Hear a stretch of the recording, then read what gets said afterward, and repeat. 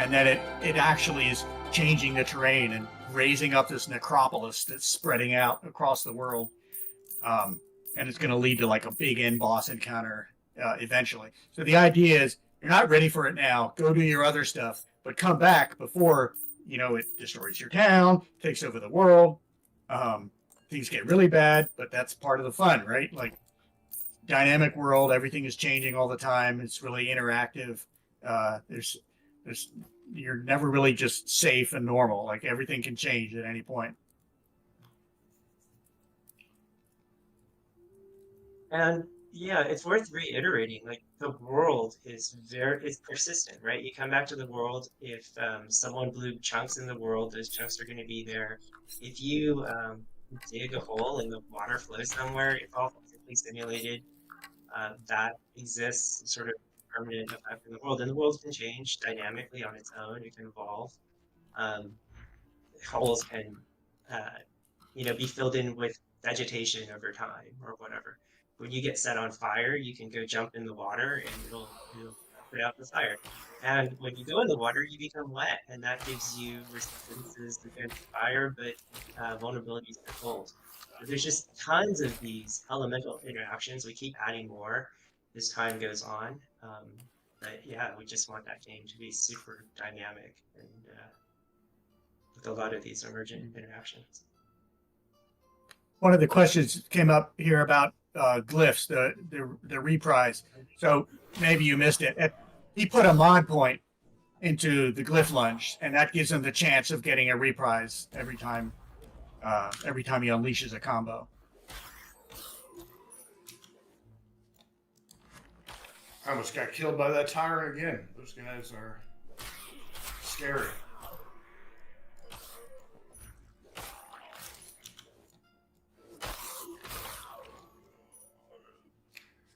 I picked this staff even though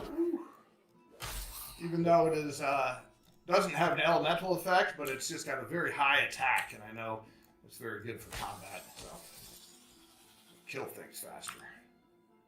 I think I want to head over here, just see what's up. I'm venturing forth. This is a harder zone now. This is what we call Crick's Hollow. Knife is probably too low, but I always like to take a look. It is a fire knife. People are asking about attributes. I mean, you put some points into attributes. Sure. But in general, yeah, they affect all your other resultant stats. So you get to choose what you want to put your points into. I'm going to dump these into Vitality just because I don't want to die embarrassingly on stream again. I could kind of talk about what they do, but they're fairly obvious. I think a lot of the things we're doing are sort of Diablo nostalgia. We have so many new things, but we love Diablo, so we don't fix what's not broken, I guess. People are asking about the dash, and that's something for all classes. Probably not specifically dash, but we want every class to have some kind of built-in mobility skill. Now, my skill here is a lunge skill, and I will lunge at the monster. It's pretty short range, but it's pretty common combat. Starts with a dagger right now. I'm going to go across the bridge here, or across the river. So we also do swimming. You'll see some cool effects due to the water at some point during this demo, I suspect. Let's keep killing some of these roaches. Now, I just got a blue glyph above my head. I'll talk about those in a second here. Put one away for now. Those guys are pretty tough. Kill these guys here.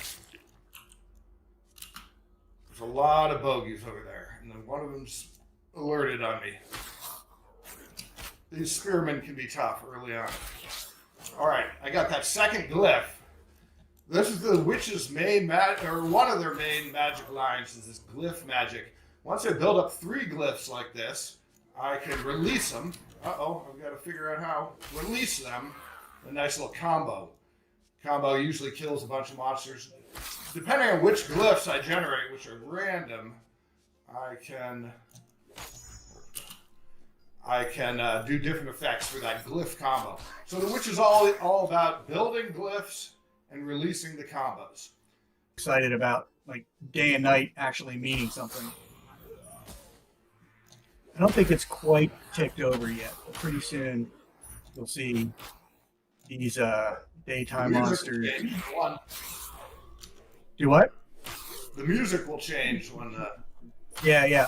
I personally can't hear your music. It's pretty low for me. I don't know if that's just me or. I'll turn it up a bit. Let me know. Okay, here's my first little goal, a little thing on the map to go find. I'm going to click it. Dropped a little puzzle box, but this has started a catastrophic series of events, actually. Hey, Eric. Yes? Sorry, go ahead. Okay. So, let's take a quick look at the inventory. This is kind of standard paper doll stuff. We're doing the Diablo Tetris, we like to call it, or I did ever since we started it a long time ago. I just got this out of that pillar I clicked, though.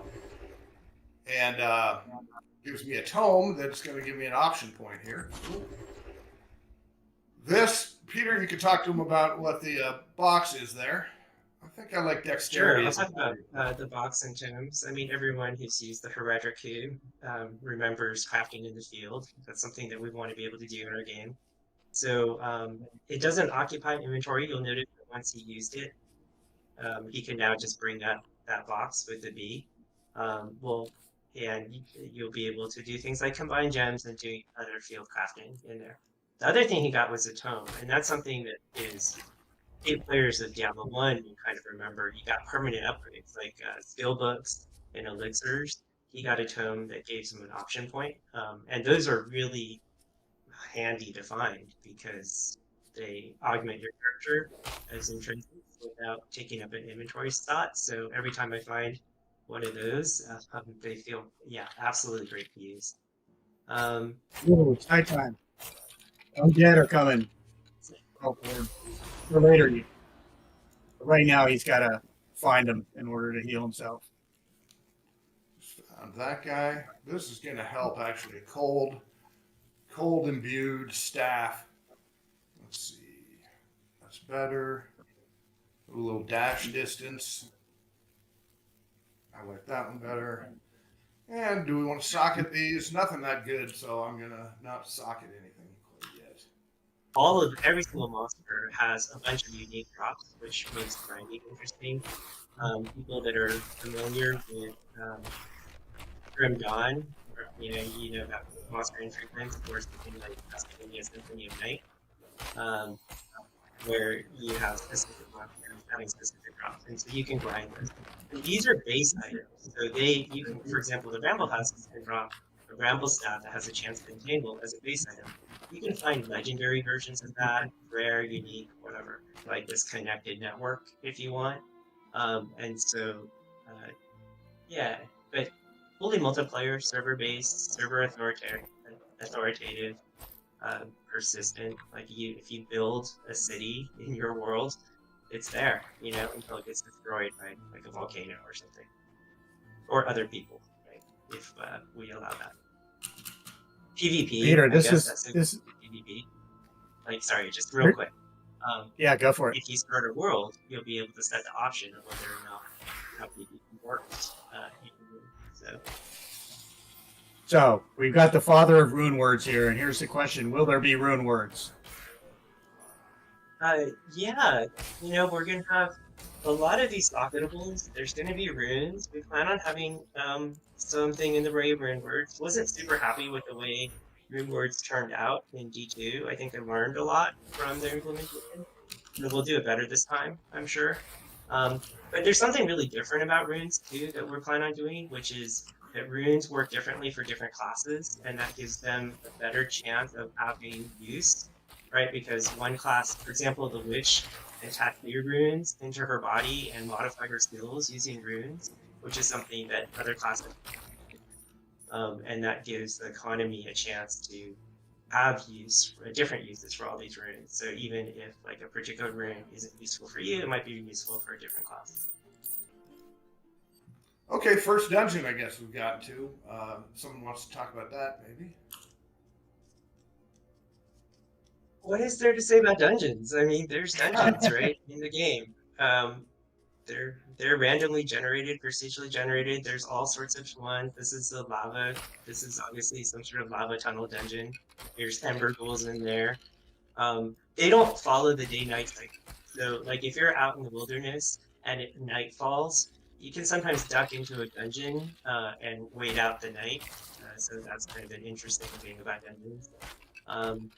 They're not instanced, at least not now. Like, nothing in the game is instanced, right? So it's all part of the world. Dungeons don't necessarily have to be solvable. You can mess up your dungeon, like you can cause a cave-in and not be able to get that particular world, but then maybe you can move your way around it because you can dig into it, like you can create passageways. That lava's spreading. Yeah, you can break those up. Oh, there's another one of these things. Uh-oh. You're going to fry yourself. Yeah, I got no fire protection gear either, so I don't know why I'm breaking them up, other than I like to.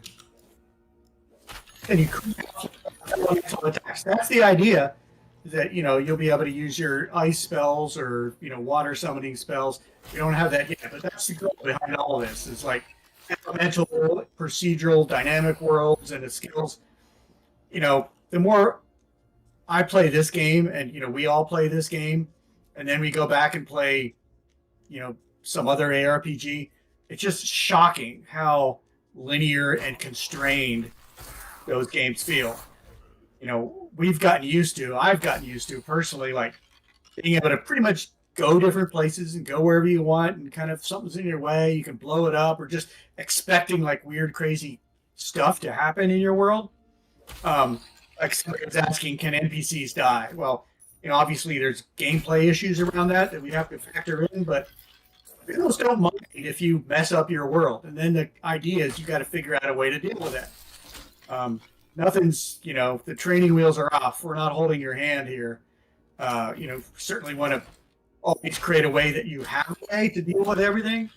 But that's the nut of what this game is about. It's like guardrails are off.